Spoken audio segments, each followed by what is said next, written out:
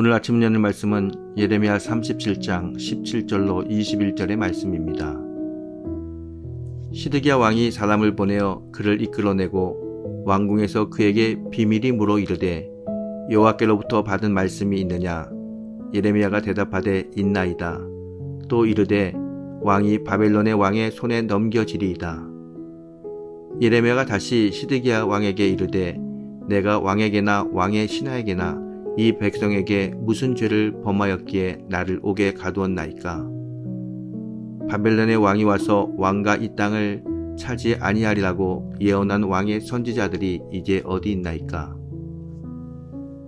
내 주 왕이여, 이제 청하건대 내게 들으시며 나의 탄원을 받으사 나를 서기관 요나단의 집에 돌려보내지 마옵소서.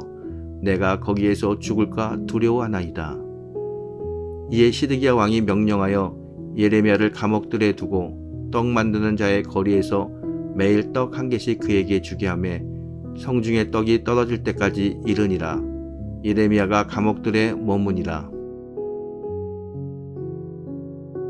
기원전 597년 바벨론의 느부갓네살 왕이 세 번째로 유다를 공격하면서 여호야킨 왕을 폐위시키고 요시야 왕의 아들 시드기야를 왕으로 세웁니다. 그러나 시드기야 왕은 반 바벨론 정책을 펼쳤고 이 때문에 기원전 588년 바벨론은 다시 유다를 공격해서 예루살렘을 포위합니다. 이때 시드기야 왕은 하나님을 의지하지 않고 애굽의 군대 파견을 요청합니다. 당시 애굽의 왕은 시드기야의 요청에 응해서 군대를 파견합니다. 이 때문에 기원전 587년 1월부터 3월까지 약 3개월 정도 바벨론은 예루살렘에서 물러납니다. 오늘 본문 11절 갈대아인의 군대가 바로의 군대를 두려워하여 예루살렘에서 떠나매, 이 말씀은 이와 같은 배경을 설명하고 있습니다. 12절에 보게 되면 바벨론의 포위가 잠시 풀려난 상황에서 예레미야는 조상에게서 물려받은 분깃을 받으려고 고향 베냐민 지파의 땅으로 갑니다. 당시 베냐민 문의 문지기의 우두머리는 이리야였습니다. 이리야는 예레미야에 대한 반감을 가지고 있었습니다. 그는 예레미야가 갈대아인에게 항복하려 한다고 주장하며 그를 붙잡습니다. 예레미야는 아니라고 분명하게 대답했지만 이리야는 예레미야를 붙잡고 때리고 서기관 요나단의 집 지하 창고에 만든 옥에 가두었습니다. 예레미야가 옥에 갇힌 지 여러 날이 흐른 후에 시드기야 왕이 사람을 보내서 예레미야를 왕궁으로 데려옵니다. 그리고 왕궁에서 예레미야에게 여호와께로부터 받은 말씀이 있냐고 조용히 물어봅니다. 이에 예레미야는 시드기야 왕이 바벨론 왕의 손에 넘겨질 것이라고 대답합니다. 그러면서 예레미야는 다시 서기관과 요나단의 집에 있는 감옥으로 보내지 말아달라고 요청합니다. 시드기야 왕은 예레미야를 요나단의 집에 돌려보내지 않고 왕궁 감옥들에 가두고 매일 떡 한 개씩 제공받을 수 있도록 조치를 취합니다.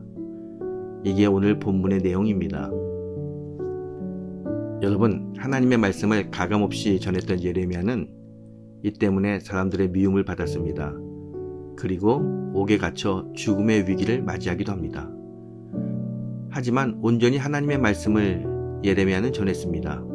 반면 시드기야 왕은 변함없는 하나님의 말씀을 반복해서 들었지만 그 말씀에 반응하지 않고 자신이 살 궁리만 합니다. 결국 21절 말씀처럼 예루살렘은 멸망하고 시드기야 왕은 바벨론 왕의 손에 넘겨집니다.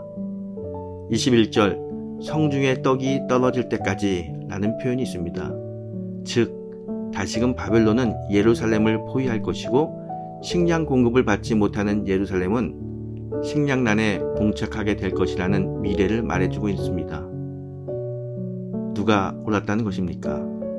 하나님의 예언은 성취되고 그 메시지를 전한 예레미야가 옳았습니다.